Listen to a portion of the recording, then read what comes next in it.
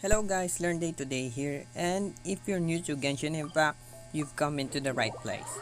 So today I would like to talk about the things that you should know about the game, like the game mechanics, different currencies, resources management, exploration tips, and how to progress faster and efficient in Genshin Impact. So without further ado, let's jump straight into the video.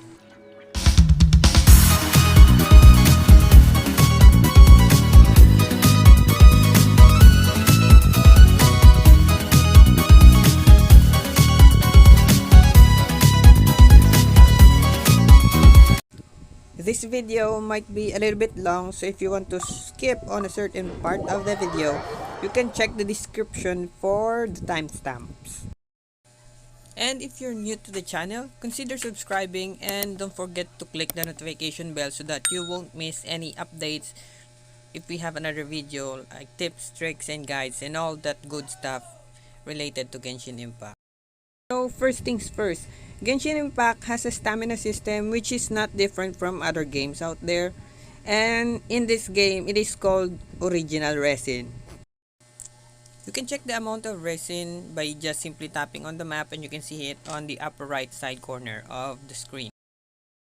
Resin is consumed every time you collect rewards from world bosses, weekly boss, ley lime blossoms, and domains, which is called dungeons in other games.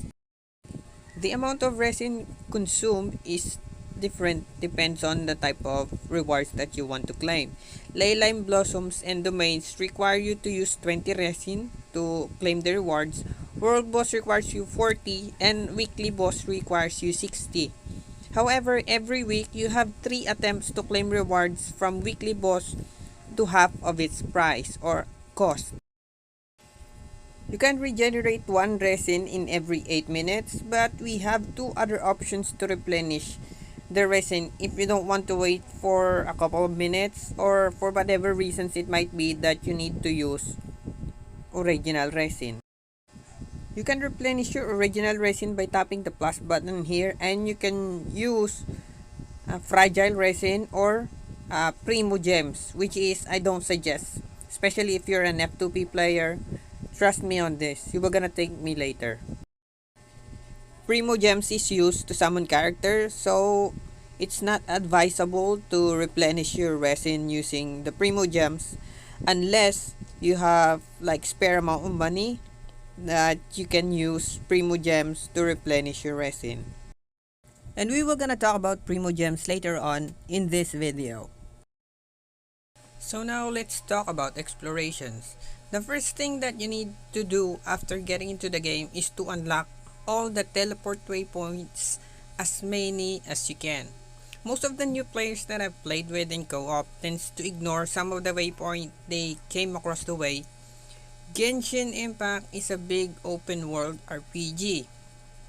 By prioritizing on waypoints first, lets you travel across the map since quests and daily commissions is set on different areas all across the map from time to time.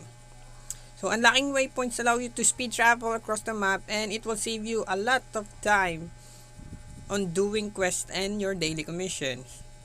Unlocking waypoints also give you more primo gems, and that's what we love to have. More primo gems means more chance of unlocking a new character. Next thing to prioritize is leveling up your statue of 7. At the start of the game, your character have a small amount of stamina and you can only sprint for a little amount of time. Climbing and swimming consume stamina as well.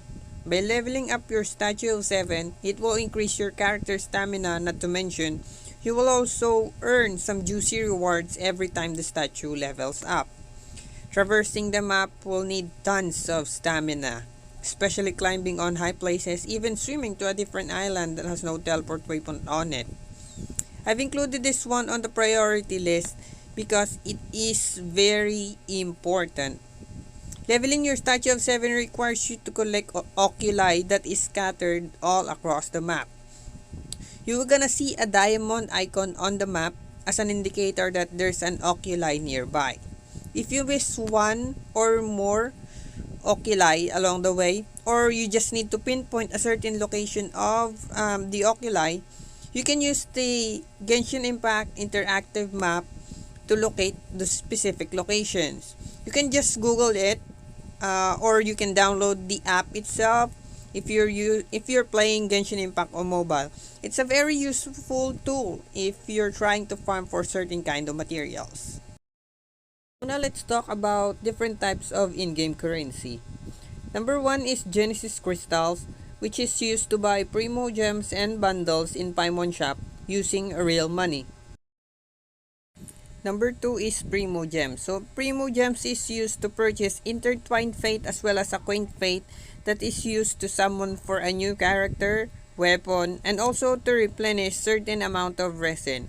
However, you can earn Primo Gems just by opening chests, unlocking waypoints, and by doing quests and events in-game. So, you don't have to use real money just to earn Primo Gems. So number 3 is Star Glitter and number 4 is Stardust. So you can earn this currency just by simply wishing on the weapon banner or character banner. And you can use this to purchase Intertwined Fate, Acquaint Fate, 4-star character, 4-star weapon, and Ascension materials that your character needs or your weapon needs. And number 5 is Mora. So this is your typical in-game currency that you can use to buy things like weapons, crafting materials, leveling up your character, your weapon, etc., buying potions and stuff inside the game. So this is a no-brainer. I know we're all familiar with how the game money works. So next that I'd like to talk about is leveling up your adventure rank. So you can level up your adventure rank just by simply exploring, opening chests, doing events and quests. So this is pretty basic, so I know you will get a hang of it while playing the game. And that's pretty much it. And the last thing that I want to talk about on this video, guys, is for you to focus on 2 characters only. So we don't have the luxury to level up all of the characters that we have in Genshin Impact since we have limited resources, so everything is gated by the resin system.